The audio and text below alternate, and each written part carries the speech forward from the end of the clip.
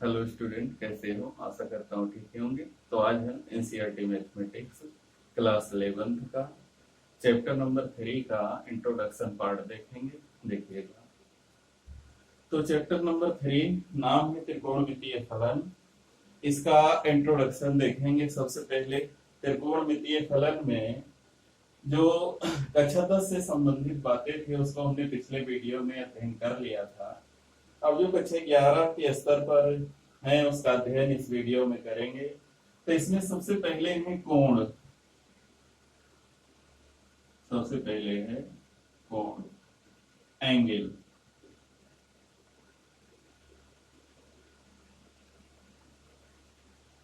क्या होते हैं कोण?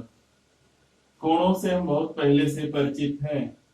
कोई एक रेखा होती है, इसका एक शुरुआती बिंदु होता, आदि बिंदु, एक इसका तीर का निशान होता है, और फिर इसको किरण ओ ए बोलते हैं। और इसके साथ एक और किरण होती है, मान लो इसको ओ बी। ये दोनों किरणों के बीच जो जो अंतरित भाग है इसी को कहा जाता है कोण। इसी को कहते हैं कोण। तो सबसे पहले इसमें दिया है कोण। कोण क्या है? तो कोण, एक कोण वह माप है जो एक किरण के उसके प्रारंभिक बिंदु से परितः घूमने पर बनता है। यानी ये किरण के उसके प्रारंभिक बिंदु के परितः घूमने पर बनता है। ये प्रारंभिक बिंदु है, ये इसका किरण है ओ ए, और ये किरण प्रारंभिक बिंदु के परितः यानी ओ के परितः इधर को घूम गई। तो जो अंतरित भाग है यही कहलाता है कोण। तो इसमें कोण जो होता है इसको कहते हैं, इसको प्रारंभिक किरण कहते हैं। इसको कहते हैं प्रारंभिक किरण, और इसको कहते हैं परिक्रमी किरण, यानी ये घूमती है। तो दो तरह की इसमें किरणें पाई जाती है, एक प्रारंभिक भुजा होती है, एक अंतिम भुजा होती है। ये भी दो तरह से बन सकता है। एक तो कोण इस तरीके से ऊपर की तरफ बन जाएगा, मान लो ये रोटेशन जो है ऐसे इधर को हो जाए, या मान लो सी हो जाए, तो भी यहाँ पर कोण ही बनेगा। कोण ही बनेगा, चाहे ऊपर की तरफ मूव कराया जाए प्रारंभिक किरण को प्रारंभिक बिंदु के परितः पहली भुजा को, या पहली भुजा को अगर क्लॉकवाइज घुमाए चाहे एंटी क्लॉकवाइज घुमाए, दोनों स्थितियों में बनेगा कोण ही प्रारंभिक भुजा के साथ। तो ओ ए प्रारंभिक भुजा है, ओ बी और ओ सी जो है ये द्वितीय भुजा है, कोण की परिक्रमी भुजा है। तो ये कोण भी दो तरह के होते हैं। एक तो जब एंटी क्लॉकवाइज घूमेगा प्रारंभिक रेखा तो ये प्लस होगा, कोण का मान धनात्मक होगा, और जब इधर उल्टा क्लॉकवाइज घूमेगा तो कोण का मान ऋणात्मक होगा। तो दो तरह से कोण होते हैं, एक धनात्मक कोण होता है, एक ऋणात्मक कोण होता है। धनात्मक कोण जब प्रारंभिक रेखा या प्रारंभिक किरण एंटी क्लॉकवाइज घूमती है, जो कोण बनता है वो धनात्मक होता है, और जब क्लॉकवाइज घूमती है तो जो कोण बनता है वो ऋणात्मक होता है। अब कोण जो है कैसे मापा जाता है? कोण दो तरह से नापा जाता है। वैसे और भी पद्धतियां हैं, लेकिन यहाँ पर सिर्फ दो ही पढ़ेंगे। एक अंश पद्धति है और एक रेडियन। अंश माप एक होता है, एक रेडियन। कोण नापने की दो विधियां का अध्ययन करेंगे, एक अंश माप, एक रेडियन माप। तो सबसे पहले अंश क्या होता है देखेंगे। तो डिग्री मेजरमेंट कैसे नापेंगे, कैसे डिग्री वाला देखते हैं। एक कोई प्रारंभिक भुजा है ओ ए, ये यहां से चलना शुरू किया, चलते हुए यहां तक पहुंच गई आकर, ऐसे चलकर फिर जहां थी वहीं पर आकर फिर रुक गई। तो इस कंडीशन में जो कोण बना वो 360, या कहें कि हम नहीं जानते कितना बना, लेकिन कोई कोण बना। अब इस कोण को 360 छोटे भागों में काट दीजिए। कितने भागों में? 360 भागों में। 360 भागों में काट दीजिए और हर प्रत्येक को ऐसे मिला दीजिए। प्रत्येक जो एक भाग यहाँ पर कोण बनाएगा वो एक अंश कहलाएगा, एक अंश। तो जब कोई परिक्रमी रेखा एक पूरे चक्कर पूरा कर लेती है तो उसके द्वारा अंतरित कोण को 360 भागों में बांटने पर प्रत्येक भाग जो है वो प्रारंभिक किरण के साथ या प्रारंभिक भुजा के साथ एक अंश का कोण बनाता है। अब इसका दूसरे वाले से ऐसे खींचते 2 अंश का, तीसरे से खींचे 3 अंश का, तो 360 भागों में बांटने पर प्रत्येक भाग जो है वो एक अंश कहलाता है।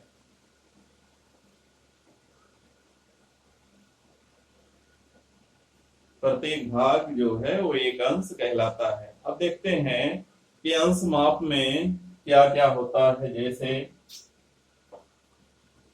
अंश माप होता है, ये है हमारा ओ ए। अगर यहां पर ऐसे रेखा खींच दें या बी मान लें तो जो बीच में कोण बनेगा वो होगा 90 अंश, 90 अंश। और मान लो ऐसे रेखा है, इसको ओ यहां पर है, ए यहां पर है, बी इसके बिल्कुल इधर कर दे, यानी घूम कर इधर सीधी हो जाए, तो जो कोण बनेगा वो कितने का बनेगा, 180 अंश का। ऐसे ही कोई किरण है ओ ए और इसको घुमाओ और इधर ऐसे आके रुक जाए, तो जो यहां पर कोण बनेगा वो बनेगा 270 अंश। फिर कोई किरण ऐसे है ओ ए और ये जहां से चलिए घूमकर फिर वहीं आ जाए, तो कितने अंश का कोण बनेगा, 360 अंश का, 360 अंश का। तो ध्यान दीजिएगा, हमने जो कोण पढ़ा वो अंश पढ़ा। एक अंश किसे कहते हैं, एक वृत्त पर बने हुए संपूर्ण कोण को 360 भागों में बांटने पर या 1/360वें भाग को एक अंश कहते हैं, ऐसा कह सकते हैं। या 360 भागों में बांटने पर प्रत्येक भाग एक अंश कहलाता है। अब जैसे एक अंश का हमने मान लो कोण बना लिया, या ओ लिख लिया, ए लिख लिया, या लिख लिया बी, और इसमें है एक अंश। अब हमने क्या किया, इसमें से मान लो कोई ऐसे किरण खींच दिया, यहां से लिख दिया और पूछिए कितना अंश है, तो अंश का भाग बन गया। ये कई भाग हो जाएंगे अंश के। तो एक अंश को, जैसे हमने एक संपूर्ण वृत्त को 360 भागों में बांटा तो एक भाग एक अंश कहलाया, वैसे एक अंश को 60 बराबर भागों में काट लीजिए। प्रत्येक भाग को 1 मिनट कहते हैं। एक अंश बराबर 60 मिनट। इसको संकेतों में जब लिखते हैं तो 1 डिग्री, एक ऐसे ऊपर जो है अंश बनाएंगे बराबर 60 मिनट, या ऐसे डैश लगा देंगे, तो एक अंश बराबर 60 मिनट, ये इसका चिन्ह है। अब मिनट को भी कई भागों में बांट सकते हैं। ऐसे ही एक मिनट जो होता है, एक मिनट बराबर होता है 60 सेकंड के, 60 सेकंड के। तो हम सेकंड लिखते हैं तो दो डैश लगाते हैं, मिनट लिखते हैं तो एक डैश लगाते हैं, और जब अंश लिखते हैं तो ऊपर छोटा सा 0 बनाते हैं। तो कभी भी एक अंश में 60 मिनट और एक मिनट में 60 सेकंड होता है। बिल्कुल वैसे घंटे और मिनट की तरह लगभग है, मिलता जुलता है। अगर मान लो कभी मिनट को अंश बनाना है तो उसको 60 से भाग दिया जाएगा, और अगर मान लो सेकंड को मिनट बनाना तो 60 से भाग देंगे, फिर उसको अंश बनाना फिर 60 से भाग देंगे, यानी 3600 से भाग देंगे, तब जाके अंश में बदलेगा सेकंड से। तो ये है कोण मापने की पद्धतियां हैं। एक अंश माप हो गया, दूसरा रेडियन देखते हैं। दूसरा माप जो है वो रेडियन माप कहलाता है, रेडियन माप। क्या होती है रेडियन माप देखेंगे। मान लीजिए कोई एक सर्किल है, वृत्त, कोई एक वृत्त है और यहां पर इसका केंद्र है O, और ये इसकी त्रिज्या है OA, त्रिज्या है R, और इसने कोई कण यहां पर है या ये किरण है, ये चल रही है और थोड़ी देर में चलकर यहां पहुंची B पर, और B से हमने इसको मिला लिया, B से हमने O को मिला लिया, OB। और मान लीजिए ये जो चला इसकी चाप की लंबाई हो गई, ये भी R, चाप की लंबाई भी हो गई R,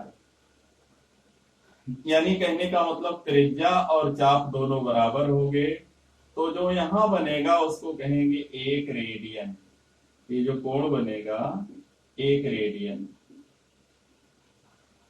यानी किसी वृत्त की परिधि पर, किसी वृत्त के केंद्र पर उसकी त्रिज्या के बराबर चाप द्वारा अंतरित कोण 1 रेडियन कहलाता है। किसी वृत्त के केंद्र पर उसकी त्रिज्या के बराबर चाप द्वारा अंतरित कोण 1 रेडियन कहलाता है।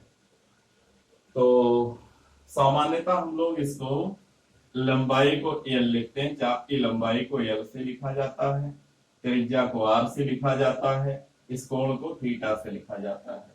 तो यहाँ एक सूत्र मिलता है, थीटा बराबर कोण बराबर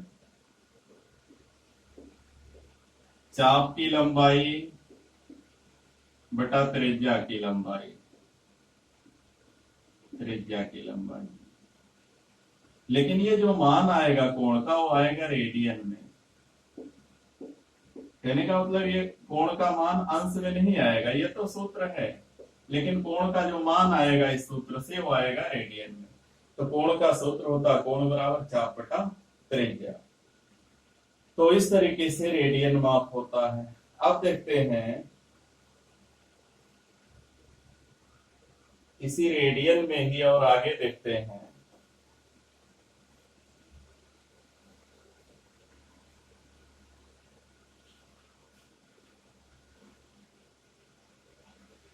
ऐसे ही जैसे अंश में उल्टी दिशा में चले तो माइनस हो गया, ऐसे इसमें भी होगा कि मान लो ये वृत्त की परिधि है, यहाँ पर A है, यहाँ पर O है, केंद्र है। हमने यहाँ पर जब दिखाया एंटी क्लॉकवाइज तो प्लस बना, ऐसे जब नीचे दिखाएंगे अगर इसकी लंबाई R और इसकी लंबाई भी R तो यहाँ होगा -1। रेडियन का चिन्ह यहाँ छोटा सा C बना के भी लिखा जा सकता है। जैसे एक अंश में ऐसे बना देते हैं, 1 रेडियन जब बनाना होगा तो ऐसे बना देंगे। तो -1 रेडियन जो है अगर क्लॉकवाइज घुमाएंगे तो माइनस में कोण बनेगा, और एंटी क्लॉकवाइज घुमाएंगे तो प्लस में बनेगा, चाहे रेडियन हो चाहे हो अंश। अच्छा, आप ध्यान दीजिएगा, आप ध्यान दीजिएगा, अगर मान लीजिए पूरा एक चक्कर घूम जाए, पूरा एक चक्कर घूम जाए ऐसे, जहां से चला था, जहां से चला था ये कोण ऐसे चलकर फिर घूमते हुए फिर यही पहुंच जाए, तो इसके बीच चली गई दूरी पूरी परिधि हो जाएगी। यहां से चला था यानी A से, और घूमते हुए ऐसे चलते हुए फिर आके यहीं पर पहुंच गया, फिर से आकर A पर पहुंच गया। और इस स्थिति में जो चली गई दूरी होती है वो परिधि की सरकमफेरेंस यानी परिधि के बराबर होती है। तो वहां पर कोण थीटा बराबर होगा, कोण थीटा बराबर होगा चाप बटा त्रिज्या, चाप हो जाएगा 2πr और त्रिज्या हो जाएगा r, त्रिज्या हो जाएगा r, r से r कट जाएगा, जो थीटा होगा वो 2π रेडियन के बराबर हो जाएगा। यानी एक पूर्ण चक्कर के दौरान जो कोण बनता है वृत्त के केंद्र पर वो 2π रेडियन के बराबर होता है, 2π रेडियन के बराबर होता है। और हमने बताया था कि जब ये पूरा घूमता है, जब ये पूरा घूमता कितने अंश का कोण बनता है, हमने कहा था 360 60 अंश का, 360 अंश का बनता है और 2 पाई रेडियन का बनता है। तो यहाँ थीटा बराबर आया था 360 अंश जब अंश में नाप रहे थे, और यहाँ थीटा बराबर आया 2 पाई रेडियन। तो दोनों में संबंध क्या है? 2 पाई रेडियन बराबर 360 अंश, या पाई रेडियन बराबर 180। यही हमको संबंध दोनों में निकालना था। तो यहां से हम रेडियन को अंश में, अंश को रेडियन में बदल लेंगे। पाई रेडियन किसके बराबर होगा? 180 अंश के बराबर होगा। पाई रेडियन बराबर 180 अंश, या 180 अंश बराबर पाई रेडियन, एक अंश बराबर पाई बटा 180, ऐसा कर सकते। यहाँ एक करेंगे तो इधर पाई चला जाएगा, इधर एक करेंगे तो 180 इधर आ जाएगा। तो ये हमारा हो गया रेडियन माप और अंश माप में संबंध। क्या है संबंध? पाई रेडियन बराबर 180 अंश। इसका हम प्रयोग करेंगे क्वेश्चन को सॉल्व करते समय। फिर आगे देखते हैं, एक है रेडियन तथा वास्तविक संख्याओं के बीच संबंध। रेडियन और वास्तविक संख्याओं के बीच क्या संबंध होता है? तो रेडियन तथा वास्तविक संख्या, वास्तविक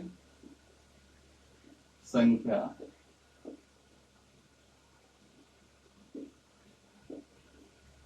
के बीच संबंध, बीच संबंध कैसे दिखाएंगे? देखो, रेडियन और वास्तविक संख्याओं के बीच जो संबंध होता है उसको दिखाएंगे। देखो, एक हम बना लेते हैं कोई सर्किल जिसकी जो रेडियस है वो 1 इकाई है, यानी 1 सेंटीमीटर है, ऐसा मान लेते हैं। इसकी जो त्रिज्या है वो है 1 सेंटीमीटर, 1 सेंटीमीटर। अब यहां पर कोई ऐसी संख्या रेखा खींच लेते हैं, बिंदु ए मान लो यहां पर है, यहाँ पर ओ है, या कोई ऐसी संख्या रेखा खींच लेते जो इस वृत्त की स्पर्श रेखा हो। जहां ए है यहां पर लिख लेते हैं 0, ए देखो यहां लिख लेते हैं, इसको लिख लेते हैं 0, यानी प्रारंभिक स्थिति में 0।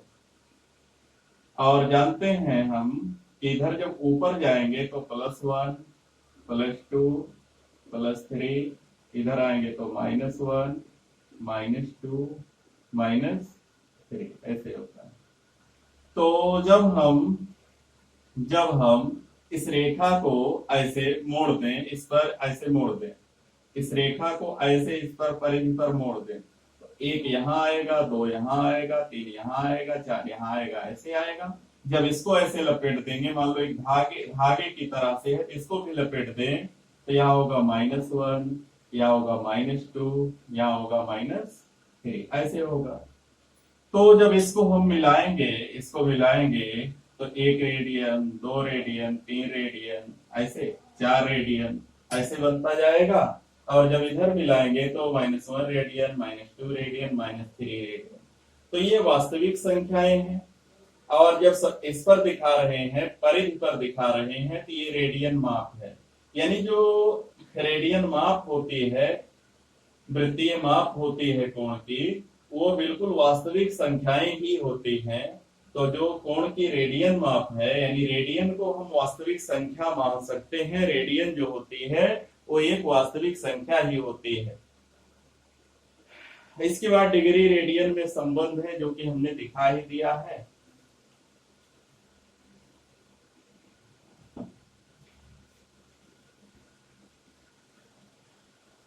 तो बस वही जो संबंध हमने जो संबंध दिखाया उसको याद रखेंगे। और कहीं अगर रेडियन माप दिया है तो हम उसको याद रखेंगे कि वह एक वास्तविक संख्या होती है। रेडियन माप जो होती है वो वास्तविक संख्याओं के समतुल्य होती है। तो सब मिलाकर एक लाइन याद रखेंगे, पाई रेडियन बराबर 180 अंश। यहां से अगर 1 रेडियन निकाला जाए तो 180 बटा पाई बन जाएगा किसमें, अंश में। और अगर एक अंश निकाला जाए तो पाई बटा 180 रेडियन।